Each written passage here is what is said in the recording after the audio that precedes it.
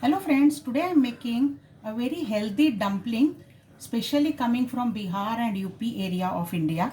These are called as fara or namkeen dal ka pitha. So these are boiled dumplings, very healthy, almost oil free. Let us see the recipe. Now for the covering, I have heated a pan, and to this pan I am adding 1.5 cups of water.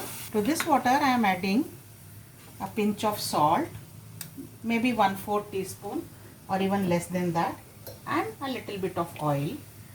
You can also use ghee instead of this, and allow this to come to a boil. The water has come to a boil.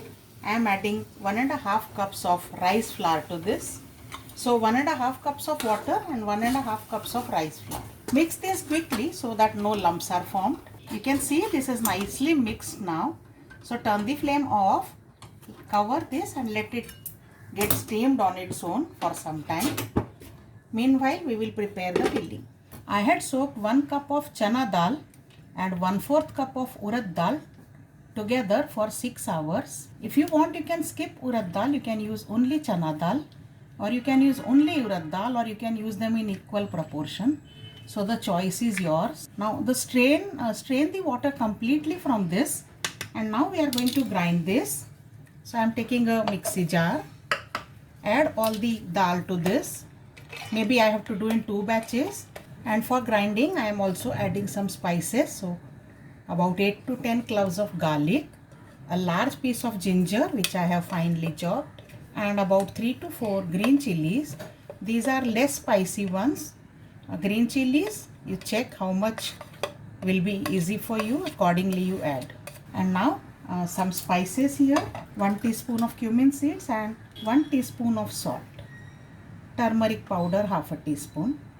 All these I am going to grind into a medium coarse paste, not very coarse, not very fine.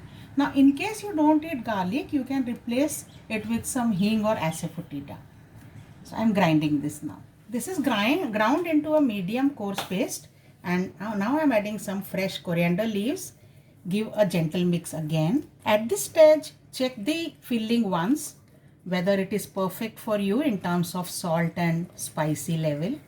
Otherwise, you can adjust the seasoning right now. The stuffing is ready now. Let us look at the flour. So I am taking out this flour, cooked flour, into a plate, and we will knead this into a very smooth dough. Scrape off all the flour and knead this into a very smooth dough.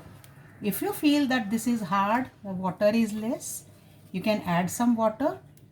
If you feel this is warm, you can always dip your hands in cold water and knead this.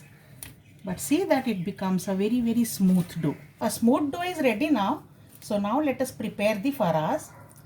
So I am taking a small ball, a lemon sized ball.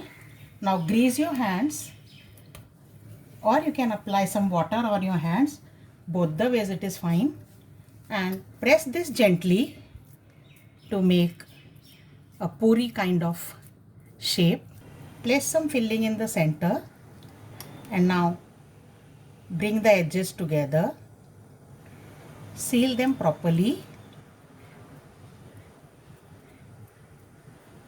and this fara is ready to cook now. One batch of fara is ready. Now let's start cooking them. I have boiled lots of water here. I am adding half a teaspoon of salt to this, and once it is coming to a roll boil only, then I am going to drop these shaped faras into the water. So I am boiling here. One can also steam them, but traditional recipe is boiling them. So I am doing the boiling method. Be very gentle, they may break, but don't worry if small cracks appear, they will automatically still get cooked. And our pan is full, so we will stop at this point and allow them to continue boiling on high heat initially. Once they start cooking, they will float on the surface. You will observe that slowly they will come on the surface. So let them continue boiling for 10 more minutes now. They are floating well on surface now. Let's flip them very gently. They are very soft and very liable to break. Can you see it? This has broken open. Still it will not come out, the dal mixture. Let them cook on the other side also for 5 minutes. These are well boiled now, so let's fish them out and place them in a plate. So the healthy farah or dal ka pitha ready. Serve them with a generous drizzle of ghee, or you can serve them with some spicy tangy chutney of mint coriander or tomato garlic chutney. I'll see you with more recipes. Bye for now.